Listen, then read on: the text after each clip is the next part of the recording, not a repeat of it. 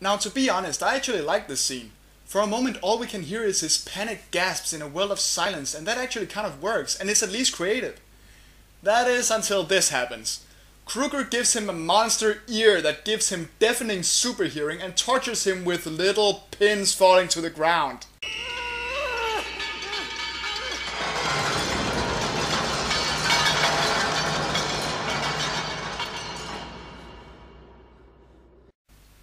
And as if that wasn't stupid enough, after pulling the lamest magic trick ever, he decides to finish the kid off. No.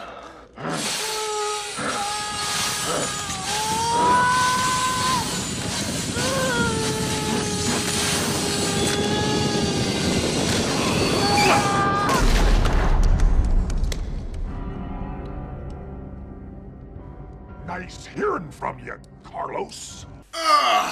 That line is making me wish I was the deaf one. Tracy, the psycho of the group, goes to search for Carlos and leaves a baked Spencer on the couch. Maggie and John Doe, seriously that's what they call him in this movie, come up with a theory that maybe he is Krueger's child and that's why he's still alive. Which would have been a good theory if the movie had not already proven to the audience that she is Krueger's daughter. I mean, congratulations! You took the only mystery your movie had and you stripped it of all tension it may have contained by giving us the solution to it in the freaking intro! So then they run into Tracy and go back to the house and we get Spencer's dream scene. Now I already talked about this one in my last video, the top 10 funniest slasher kills, so I'm not gonna go into too much detail. But I still can't get over how nuts this whole thing is. Who the hell thought a goofy video game scene would be a good idea? And closing it on the Power Glove joke? It's so stupid I can't not laugh at it. Anyway, after trying to save Spencer by entering his dream and having had enough of Krueger's stickery, Tracy promptly kicks Freddy Krueger in the balls. The fuck up, man!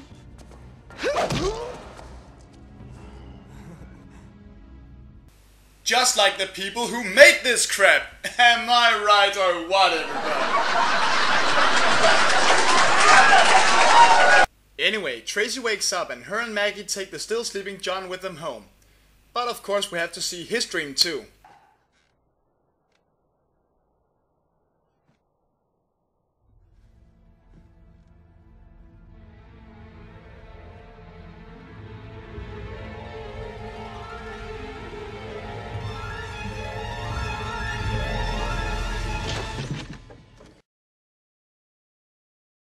So yeah, he's in a bright, sunny and happy house for about 5 seconds before the house flies into the air and catches fire. Man, at this point Krueger's just being a dick. So he jumps out the window for God knows what reason, somehow manages to get a parachute, and Krueger comes down to explain his plan. He wanted to lure Maggie back to Springwood so he could enter her mind and go to a new town with new kids to kill. Starting with this guy.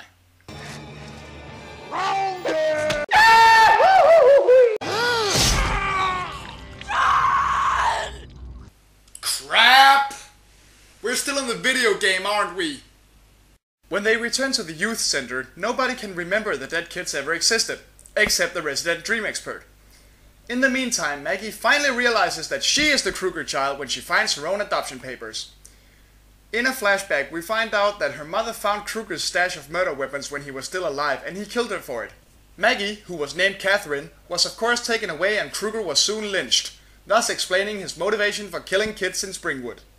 Except if we are to believe this story, he was already killing kids in the first place, thus making this new theory completely pointless! We then cut to Tracy who, like Carlos, dreams herself back to her childhood home and meets her rapist father. Ew! This would be creepy if she didn't promptly proceed to pick up a coffee can and kick his fucking ass!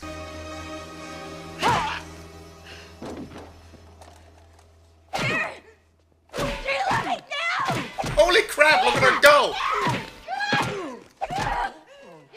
He's dead! My daddy's dead! He's dead! He's dead. No honey for daddy.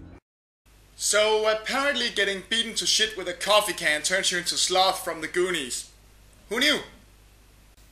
Of course, Daddy is actually Freddy.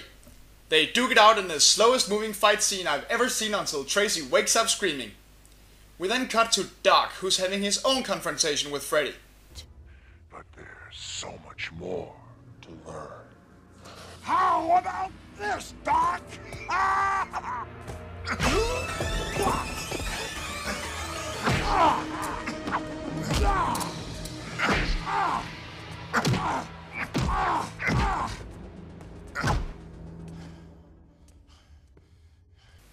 Again, this may just be me, it may just be a personal preference, but when I think big and scary villain, I really don't think letting my characters taking turns beating his ass like he's some big fucked up piñata. Of course, Freddy isn't actually beaten and reveals that he got his powers from the Dream People, who I'm sure won't come back later to bite us in the ass either. Anyway, Doc wakes up from his dream. Tracy and Maggie show up and they all make a plan. Maggie must go to sleep, grab a hold of him and wake up to drag him into the real world so they can physically kill him.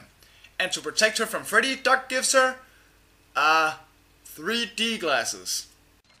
Get the hell out of here. You want to live? Bitch, when the fat man says put on the fucking glasses, you put on the fucking glasses.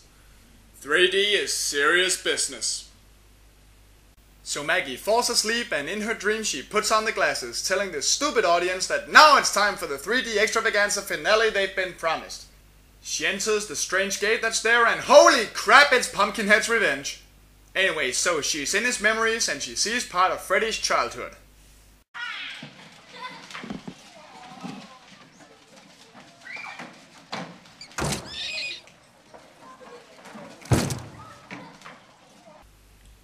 Let's all take a moment of silence for the only likable character in this movie.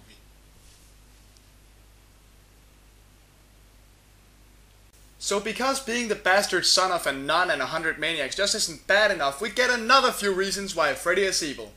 He killed animals as a child. He cut himself as a teenager. He killed his abusive adoptive father. He got killed by the townsfolk when he was out as a child killer and got his dream powers from... 3 flying phantom tapeworms, apparently. The Dream Demons, ladies and gentlemen! She manages to grab a hold of him, but when she wakes up, he's not there. However, she's still convinced that he's around.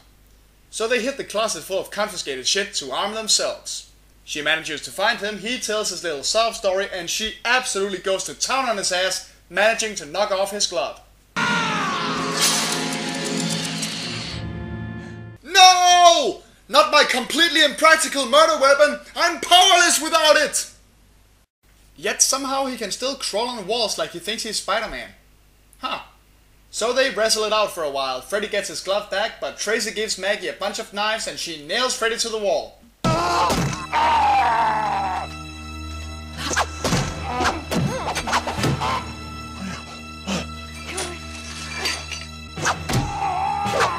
Okay, dude, how many knives does she even have? Hey, wait a sec. What?! You're telling me they've confiscated hunting knives, kitchen knives, kunai, and crossbows at the fucking youth center? They must apparently have a local blacksmith in these old and forgotten times, these dark middle ages of 1991. So finally, in what I guess is supposed to be poetic justice, she impales Kruger on his own glove and proceeds to put a pipe bomb inside him. Happy Father's Day.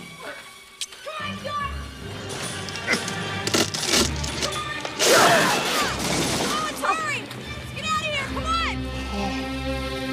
on! Kids. And so the movie ends with the evil phantom tapeworms losing their agent of death. My god, what a piece of shit! Freddy is a total pussy that gets his ass kicked by everyone. The only interesting plot points are dropped immediately.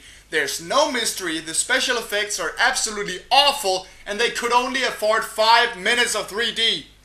At least Friday the 13th Part 3 had the whole movie in 3D. In fact, this movie was so bad, Wes Craven returned to the franchise to give his character a proper send-off in Wes Craven's New Nightmare. Whether he succeeded in that is debated among fans, but it's definitely miles better than this piece of crap. This is Horrible Horror, where I put my life on the line for your entertainment. And I'm gonna go to sleep and dream of a world where I won't have to watch this crap ever again. Oh my god, that was terrible. Dream about it.